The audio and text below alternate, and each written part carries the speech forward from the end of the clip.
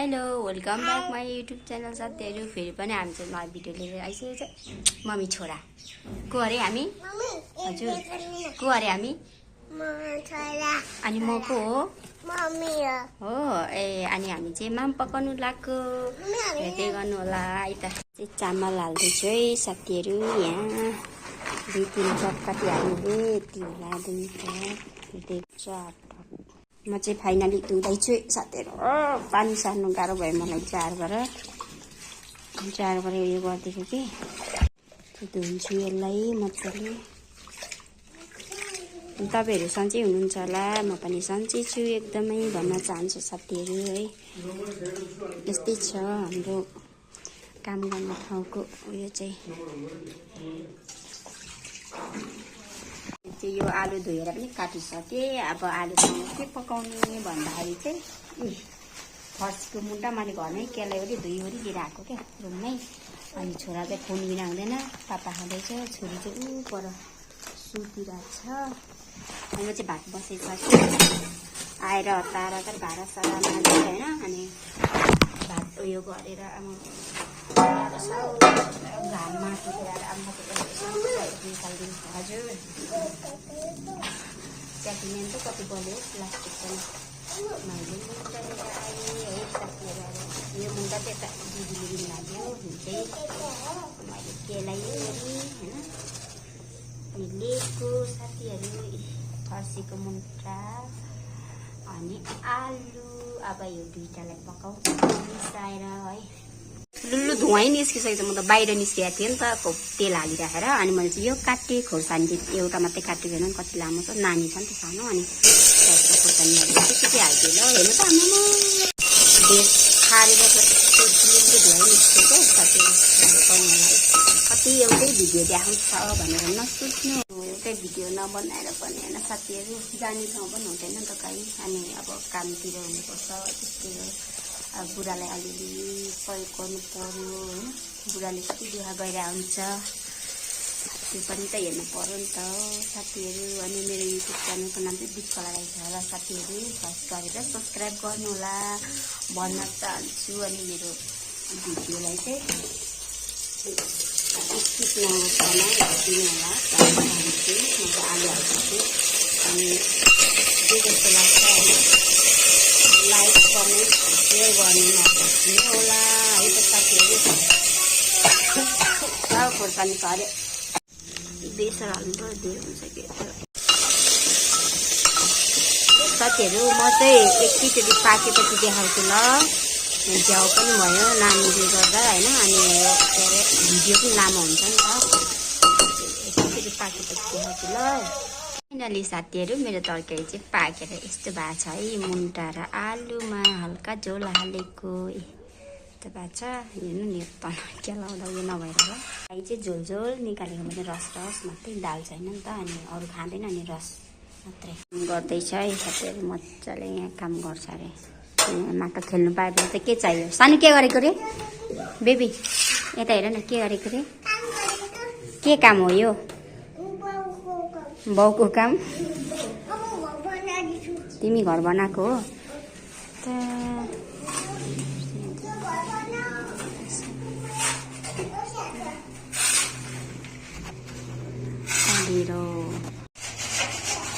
काम गरेको देखाउँदा पनि काम पाउँदैन भन्नुहुन्छ हौ। यस्तो काम पाइराख मैले यहाँ काम गर्दैन धेरै काम पस्किनुलाई साथीहरू होइन। यो यस्तो पुग्ने फ्ल्याट परेको पुग्ने छ यसले त। म त पस्किनै जान्दिनँ। अनि चाहिँ डाँडीले दिन्छ ल। डाँडीले पस्किन्छ। म चाहिँ डाँडीले पस्किने हो गङ्गामा। के भन्छ? पैसा किन चाहियो? अब माम नखाएर कस्तो जुस खाने त अनि? उसलाई चाहिँ कोहीलाई चाहिँ जुस खाने पैसा चाहियो, खाना पैसा चाहियो भन्छ नि त भाइ। के भएको? के जुस खाने? जुस चाहिँ के खाने? के जुस रे? लिची जुस? अनि मसँग पैसा छैन, बाबासँग माग नि त। हुन्न हुन्न साथीहरू मेरो तरकारी आजको फर्सी र आलुको यस्तो छ। पानी नचल है, पिठा हान्छस् फेरि। पानी छिरेर यस्तो भाँडो चाहिँ हेर्नु नि, हिलो हिलो हिलो भएको छ पानी छिरेर। नानी चाहिँ ताप्केमा खाँदैछ, भाँडाहरू छैनन्। बज्न लाग्यो साथीहरू, म चाहिँ खाजा बनाउनु लाग्यो। यहाँ चाहिँ खाजा चाहिँ के भन्छ उयो मकै किनेर ल्याएको थिएँ कि मैले 100 रुपियाँको तलबाट है। हरियो मकै उसिन्ने हो। अब म चाहिँ हो मकै उसिन्नु लाग्यो। म त अरूले टिप्टेले गर्दा एकचोटि हल्ल्यो। जो हेर न, सानो यो के हो? खरबुजा। मकै भन न। मकै र खरबुजा। अबे लाग्यो न, पकाएर खाने हो नि त खाजा। कत्रो कत्रो घोडा छ देखिरहेको मकै। आमा दिक्कु जत्रै जत्रै हटाउनु न अब जसरी भए पनि।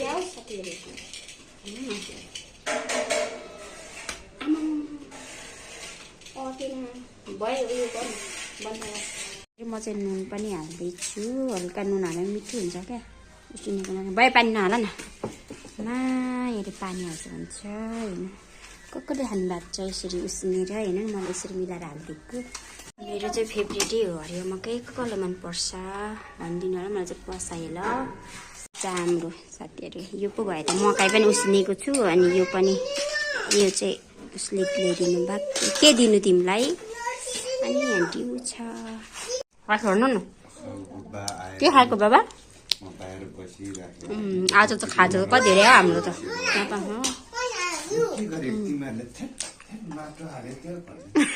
माटो हुनु यो यस्तै डिजाइन बनाइदिएको भनेको सिरवालमा हामीले रङ हालेको थियौँ।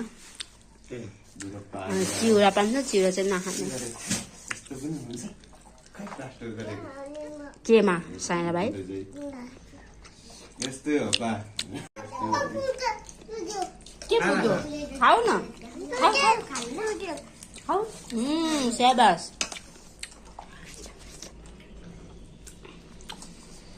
यो के को मासु हो? भुइँसीको राँगाको हो? सुँगुरको जस्तो खा तर सुक्खा।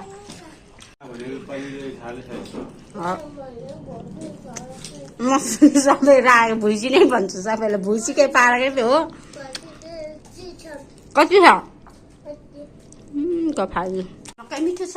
खाइदिएको नि त मिठो छ साथीहरू भनौँ न। कस्तो मिठो भयो आजको खाजा त हाम्रो त। गिलो रोटी रेखा साथीहरू। मैले चाहिँ गिलो रोटी भन्छु, अरू चाहिँ के भन्छ थाहा होइन। मिठो छ पापा?